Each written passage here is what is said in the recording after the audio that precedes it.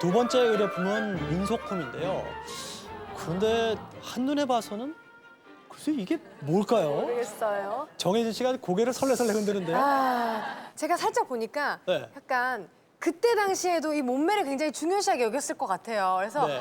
약간 이 허리에 두른 훌러퍼같이 이렇게 날씬한 몸매를 원하십니까? 동그란 모양이? 약간 이런 게 아니었을까. 네. 저는 탁범합니다. 사극도 많이 정말요? 하셨으니까 이게 뭐예요? 예, 사극에서도 많이 나왔죠. 싸움할 때 옛날에는 총이 없었으니까 뭘 쐈죠? 그렇죠. 이거 활이에요? 바로 활입니다.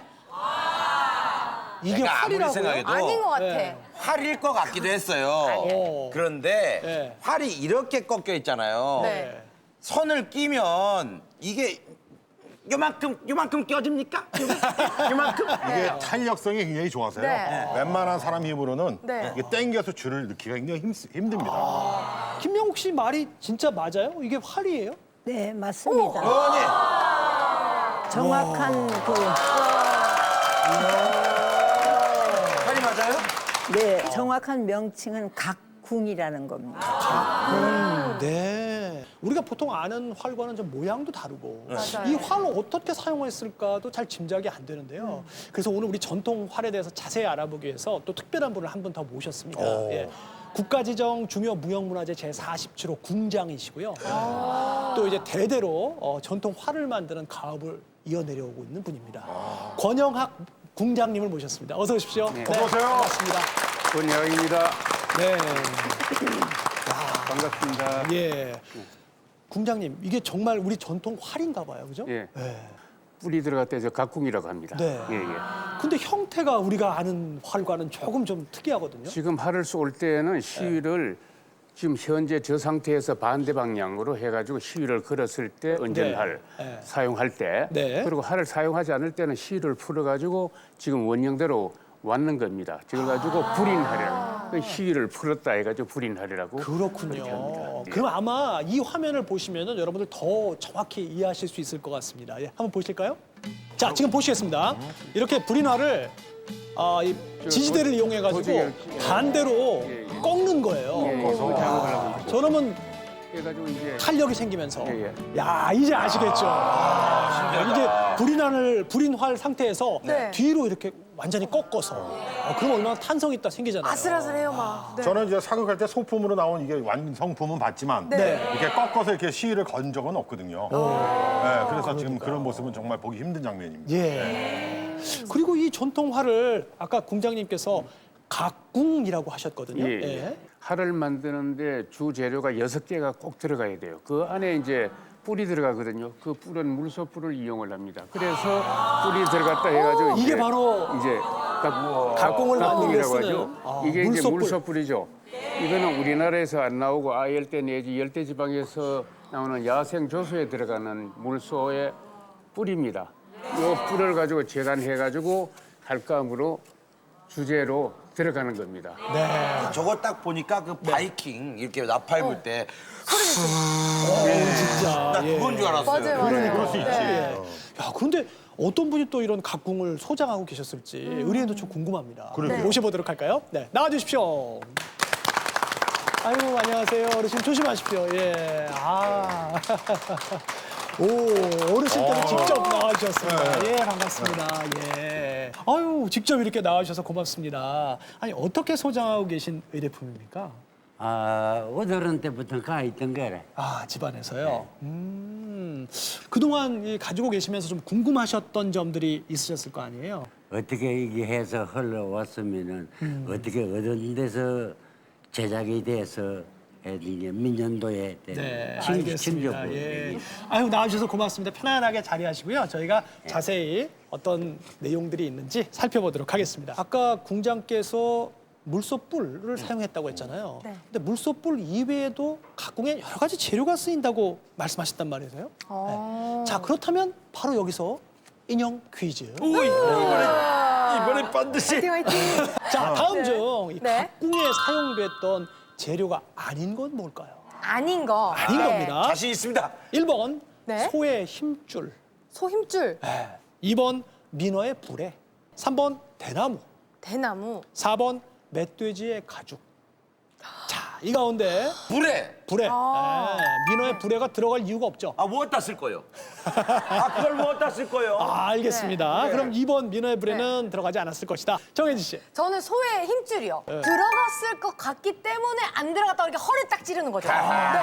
헌을 찔러서. 네. 근데 저희 어릴 때는요 대나무를 가지고 우리가 화살을 갖고 놀았거든요. 그렇죠. 오히려 저는 이런 각궁에는 대나무가 안 들어가지 않았을까. 오히려 전 반대로 그렇게 생각해 봅니다. 그러니까 의외로. 의외로. 자, 과연 이 세 분 가운데 어느 분에게로 인형이 갈지. 자, 누굽니까? 정답이 없습니다. 그러면 멧돼지 가죽이 없는 거네요. 그렇습니다. 소의 힘줄도 들어가고 네. 그다음에 민어의 불에는 접착용으로 들어갑니다. 네. 불에가 옛날에 그 악교나 이런 대신에 굉장히 강도가 높게 접착이 되거든요. 네. 그다음에 대나무도 당연히 들어가죠. 대나무는 부러지지 않고 휘고 튕기고 이런. 네. 4번입니다. 예. 자, 그러면은 지금 이제 그 각궁에 사용됐던 천연 재료들을 모아서 네. 각궁을 만드는 제작 과정을 저희가 화면에 좀 담아왔거든요. 네, 그래요? 이거 보시면 아마 다 이해가 되실 겁니다. 네. 보실까요? 6종류 이상의 다양한 천연 재료를 사용해 만드는 우리나라 전통활 각궁은 야. 뽕나무와 대나무, 물소뿔 등을 재단하고 다듬는 일부터 시작됩니다. 그리고 민어 불에를 끓여 만든 불인 바로 이 어교를 이용해 각궁의 핵심 재료가 되는 대나무와 뽕나무를 이어 붙여주면 일단 활의 기본 몸체가 완성됩니다. 저게 이제 민어 불에로. 참네. 어교라고 하네요. 어교. 얇게 깎은 후 열 처리한 물소풀을 완성된 활 겉부분에 붙여주면 되는데요. 이때 나무틀과 밧줄을 이용해 한 몸이 되도록 단단히 고정시켜줍니다. 물소 뿔이 그 안에 들어가는 거군요. 또 소 힘줄과 민어풀은 잘 배합해 활 안쪽에 붙여주는데 이것은 활의 탄력성을 높이기 위해 7번 정도 반복해 붙이는 게 관건입니다. 7번이나?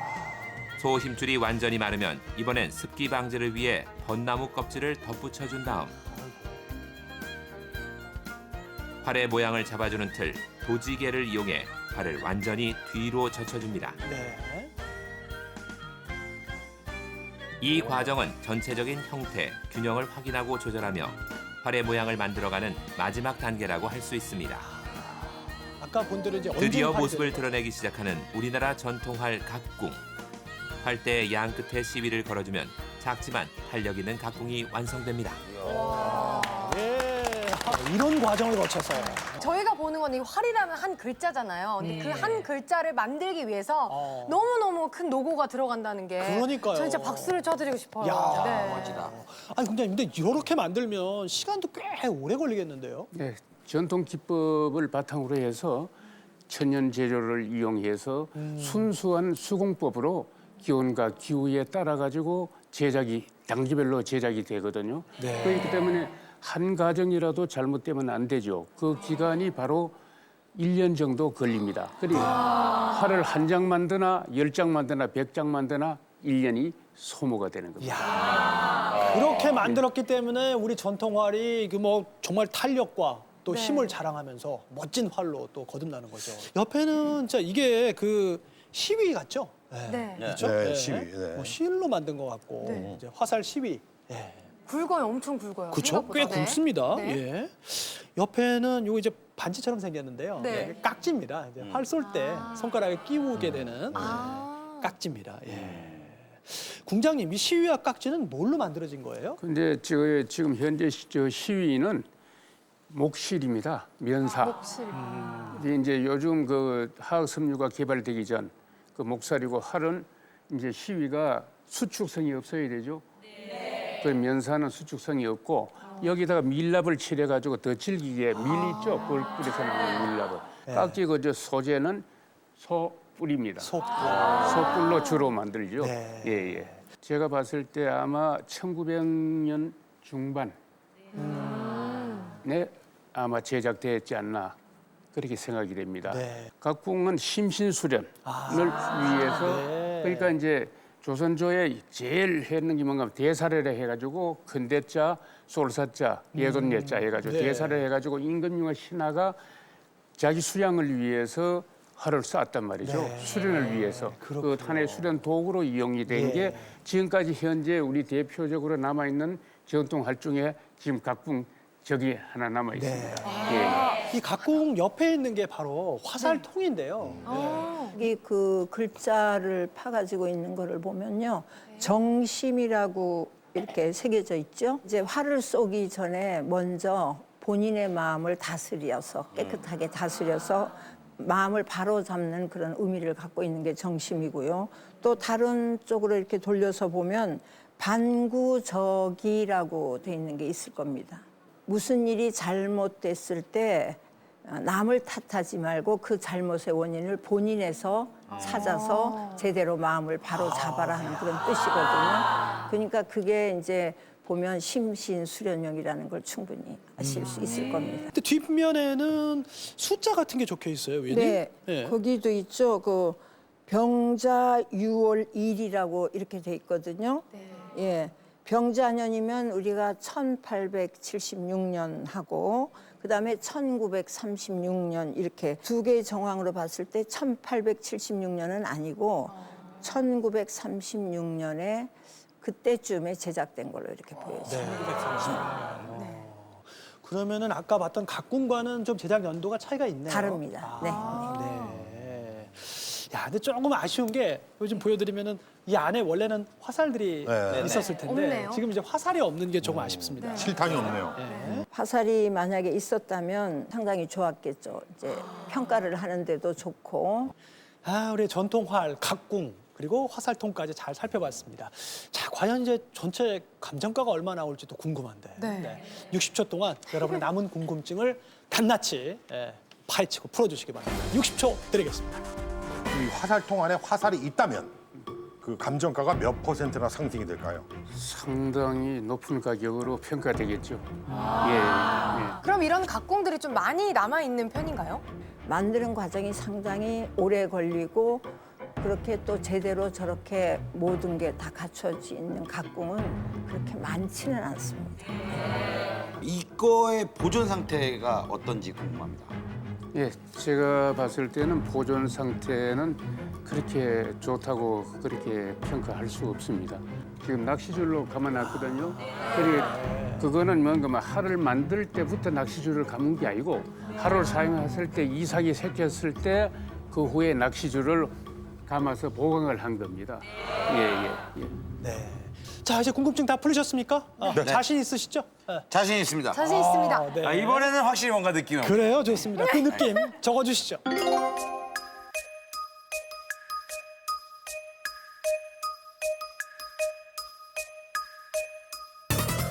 세 분 얼마의 추정가를 적으셨을까요? 김명국 씨가 500만 원, 300만 원 더해서 800만 원 쓰셨고요. 정혜진 씨는 1,300만 원, 그리고 정종철 씨는 좀 많습니다. 2,500만 원. 보관 상태가 별로 안 좋았기 때문에 한 500만 원 정했고요. 지금 화살이 없기 때문에 좀 아쉬운데 그거 한 300만 원 적어서 800만 원 한번 추정해 봤습니다. 적은 양이 남아있다고 하셨기 때문에 희소성이 있다고 그렇죠. 하셨기 때문에 네. 한 1,300만 원 정도 되지 않을까 하고 넘겨 네, 짚어봤습니다. 알겠습니다. 전 사실은 한 7천만 원 정도 생각을 했었는데 아무래도 같은 세트가 아니고 네. 좀 약간 조금 좀 이 상태가 낚싯줄로 이렇게 좀 보수한 흔적이 있어서 네. 요만큼 적었습니다. 알겠습니다.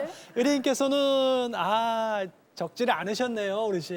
네, 왜 적지를 않으셨습니까? 어른들 쓰는 거 값을 정할 수가 있나? 그렇죠. 있어봐야 네. 그렇고 네. 그렇지. 네, 알겠습니다. 자, 그러면 과연 얼마의 감정가가 나올지 지금부터 확인해 보도록 하겠습니다.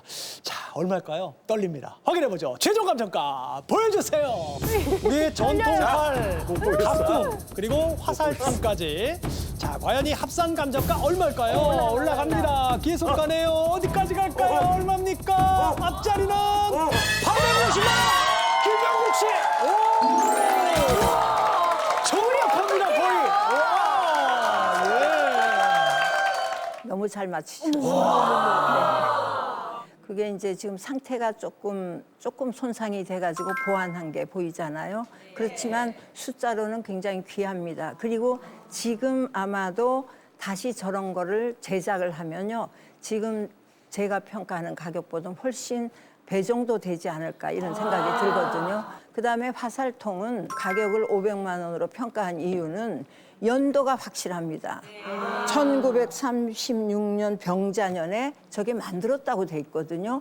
그러면은 100년은 안 되고 82년 되는데 우리가 이렇게 민속품이나 유물을 볼 때 그게 기록이 확실하면 제가 뭐 100년으로 추산한다 하는 것보다도 더 정확한 거거든요. 그거에다 비중을 더 가지고 그걸 500만 원 책정을 했습니다. 아, 그리고 오늘 진짜 이 각궁에 대해서 우리 권영학 궁장님께서 나오셔서 진짜 정말 잘 알 수 있었어요. 아, 오늘 고맙습니다. 어떠셨어요? 함께 하시면서. 예, 전 국민들한테 이 가치를 공유하는 데 상당한 이의가 있고 뜻이 있다고 봅니다. 이 자리가 굉장히 좋은 자리랬고 상당히 앞으로 오래오래 기억이 될 것 같습니다. 네. 예. 여러분 큰 박수 보내드리겠습니다. 고맙습니다. 어르신 오늘 진품명품 나오셔서 어떠셨어요? 예? 어떠셨어요? 나와 보시니까. 기분이 어떠냐고? 네. 기분 좋지 뭐. 아, 감사합니다. 고맙고요. 예, 조심히 돌아가시기 바랍니다. 다음에 한 번 더 와야 될 아이, 게 더 오십시오, 예. 건강이 멀다. 아, 언제든지 다시 또 여전입니다. 찾아주십시오. 여전합니다. 네, 네. 여러분 큰 박수 보내드리겠습니다. 고맙습니다.